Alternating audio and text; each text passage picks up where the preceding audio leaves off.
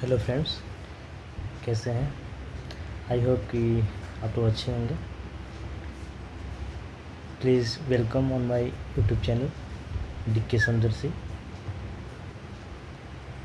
ये वीडियो बनाने का उद्देश्य यह है कि कुछ महत्वपूर्ण टॉपिक लेकर के पूरा मॉडर्न हिस्ट्री रिवाइज हो जाए। मात्र 15 टॉपिक है। ये टाइप नंबर 11 है, टॉपिक नंबर 11 है और 4 टॉपिक बचे हुए हैं। और 4 टॉपिक में ये सारी मॉडर्न हिस्ट्री की सीरीज़ समाप्त हो जाएगी। तो 11 नंबर टॉपिक है। ज़्यादा देर बात न करते हुए मैं सीरीज को स्टार्ट करता हूँ। इस चैप्टर का नाम है कांग्रेस की स्थापना से पूर्व राजनीतिक संस्थाएं। फर्स्ट ऑफ ऑल थोड़ी सी मैं बात करना चाहता हूँ कि कांग्रेस की स्थापना से पूर्व राजनीतिक संस्थाएं कि ये संस्थाएं कैसे आई, जरा सा उनके बारे में मैं बात करना चाहता हूँ कि इसके पीछे क्या कहानी है।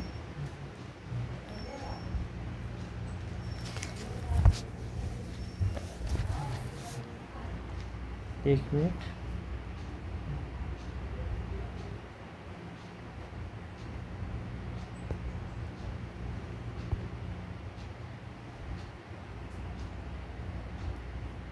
ये टॉपिक है कांग्रेस की स्थापना से पूर्व राजनीतिक संस्थाएं।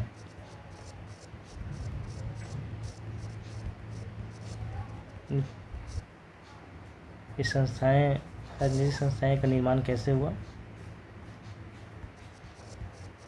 क्यों हुआ, थोड़ी संक्षेप में मैं बात करना चाहता हूँ। Political association before the establishment of Congress, यानी कि कांग्रेस की स्थापना से पूर्व राजनीतिक संस्थाएं कैसे इसका निर्माण हुआ, इसके पीछे की मैं कहानी थोड़ा सा बताना चाहता हूँ। 1857 की क्रांति के बाद भारत में राष्ट्रवादी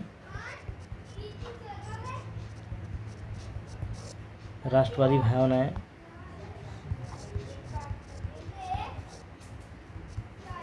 उभरने लगी। 1857 की क्रांति के बाद भारत में राष्ट्रवादी भावनाएं उभरने लगी। इस दौर के क्रांतिकारियों ने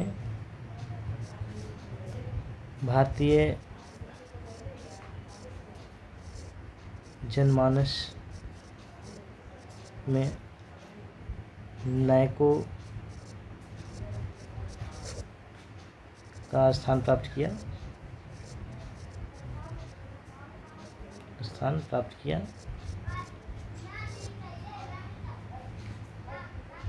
भारतीय जनमानस में नायकों का स्थान प्राप्त किया, यानी इस दौर में जो क्रांतिकारी लोग सपोर्ट किए, इसमें जो भाग लिए, एक तरह से नायकों का स्थान प्राप्त किया इस दौर के क्रांतिकारी लोग। भारतवासियों ने देश के आर्थिक पिछड़ेपन, और सोचा जाए कि आर्थिक पिछड़ेपन का कारण क्या था,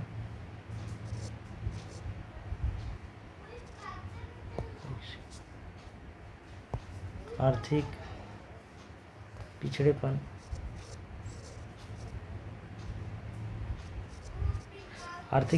का कारण क्या था? तो इसका कारण एक ही था कि उपनिवेशी शासन का परिणाम, उपनिवेशी शासन का परिणाम माना जाता है।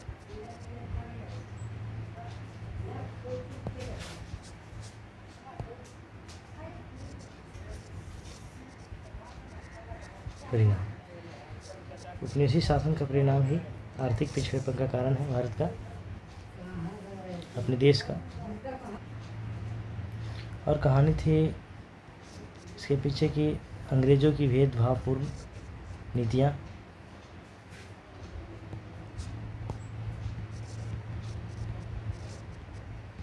अंग्रेज़ों की भेदभावपूर्ण जो नीति थी, इस नीतियों के कारण भी आधुनिक राष्ट्रवाद के विकास में योगदान दिया। यानी इससे हम लोग कुछ सीखें। आधुनिक राष्ट्रवाद के विकास में योगदान दिया।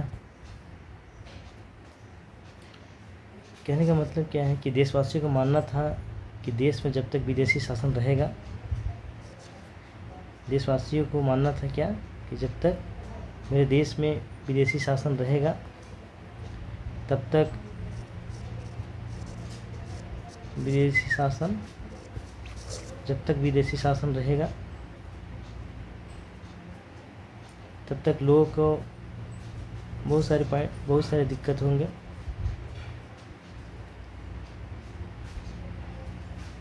जैसे आर्थिक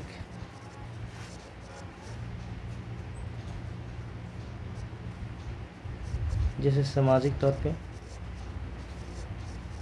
आर्थिक तौर पे, सामाजिक तौर पे संस्कृति को ठेस पहुँचेगी, बुद्धिमत्ता में दिक्कत होगी तथा राजनीतिक हितों पर भी प्रॉब्लम क्रिएट होगा।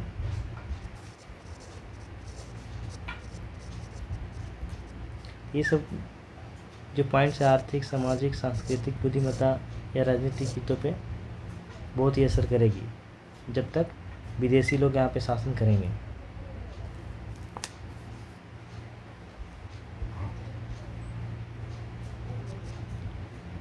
कांग्रेस की स्थापना 1885 ईस्वी में हुआ था, लेकिन इससे पूर्व भारत और लंदन में कई राजनीतिक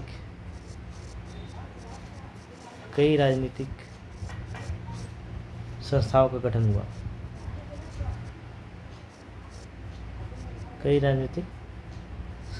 का गठन हुआ।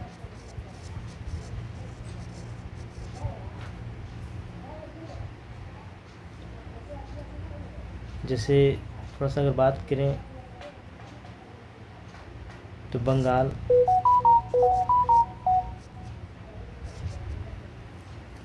में राजनीतिक संस्था बनी, मद्रास में भी बनी राजनीतिक संस्था, बम्बई में भी बनी राजनीतिक संस्था बनी। और ये राजनीतिक संस्थाओं ने क्या किया? ये राजनीतिक संस्थाओं ने पत्र और पत्रिका छापे। इससे जो यहाँ के क्रांतिकारी लोग थे, जनसभाओं के आदि,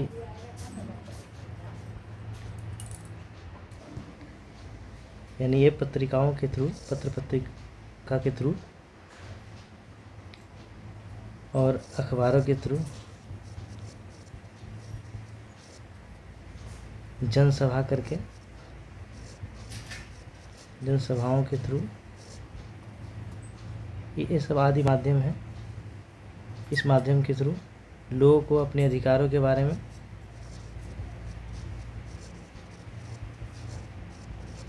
जागरूक किया।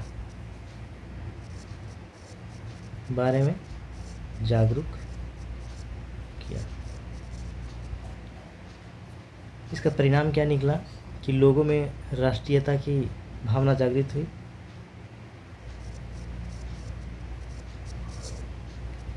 लोगों में राष्ट्रीयता की भावना जागृत हुई। राष्ट्रीयता की भावना जागृत हुई।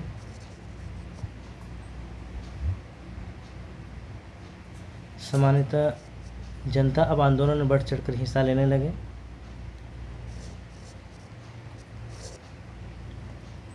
निश्चित ही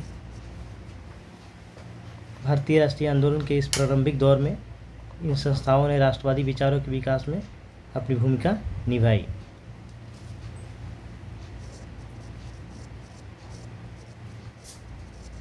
भारतीय राष्ट्रीय आंदोलन के इस प्रारंभिक दौर में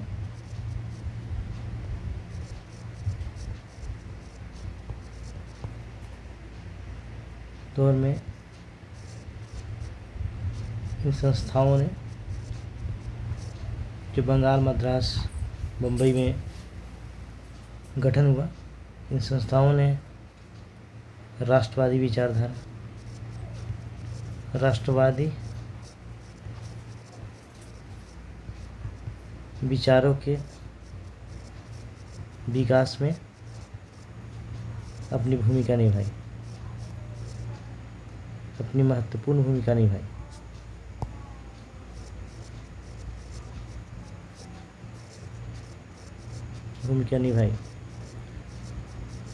संक्षेप में मैंने इसके पीछे की कहानी मैंने बताया। मैं चलता हूँ पीडीएफ के पास।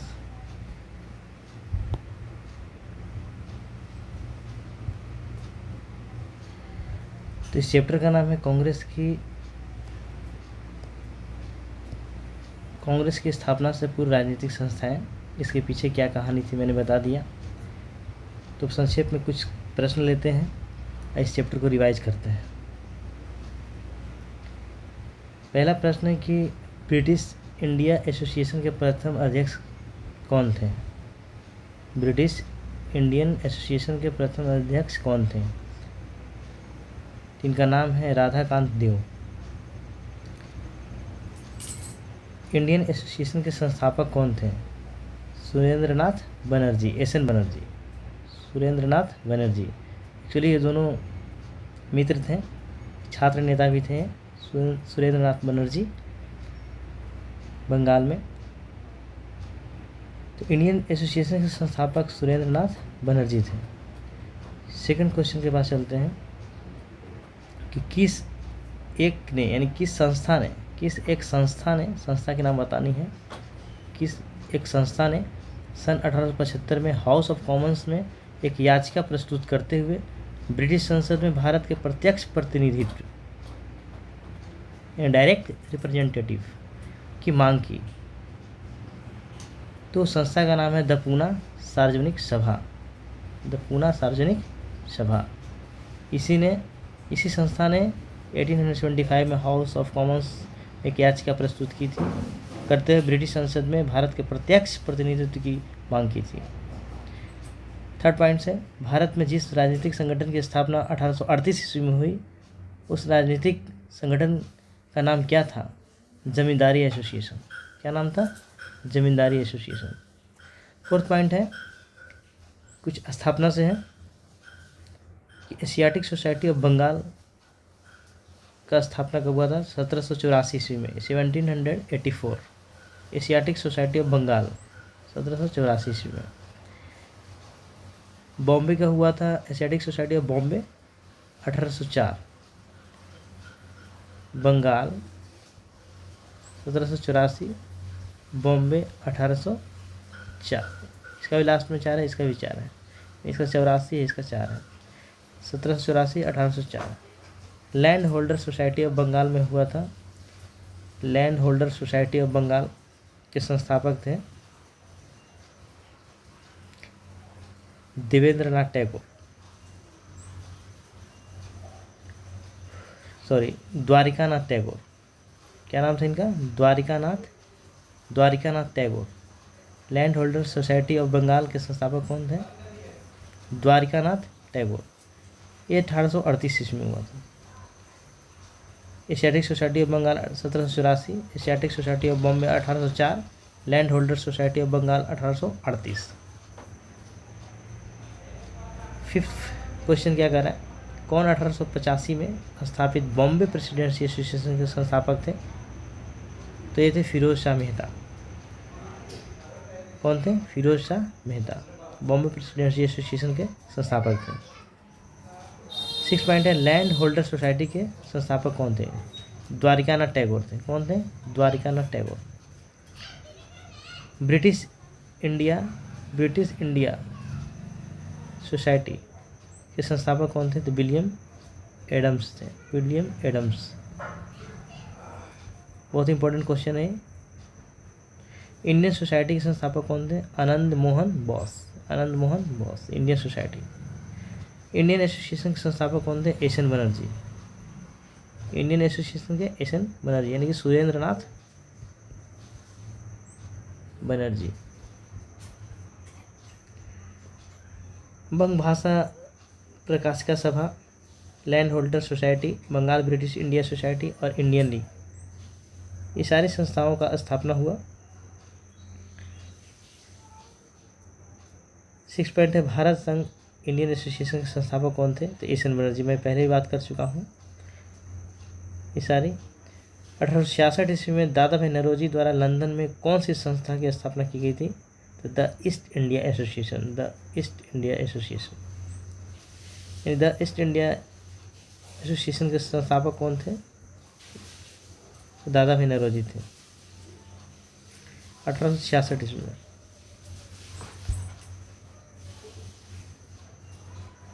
इंडियन एसोसिएशन के संस्थापक कौन थे? मैं पहले ही बात कर चुका हूँ, एस.एन. बनर्जी। कोलकाता में इसका स्थापना किए थे 1876 ईस्वी में। ईस्ट इंडिया एसोसिएशन के संस्थापक कौन थे? अभी मैं बात किया हूँ, दादा भाई नौरोजी थे। 1866 ईस्वी में लंदन में स्थापना किए थे। इंडियन एसोसिएशन के संस्थापक कौन थे? एस.एन. बनर्जी 1876 ईस्वी। इंडियन एसोसिएशन के संस्थापक कौन थे? एस.एन. बनर्जी थे 1876। तो ये चैप्टर समाप्त होती है। मैं विदा लेता हूँ। Thank you.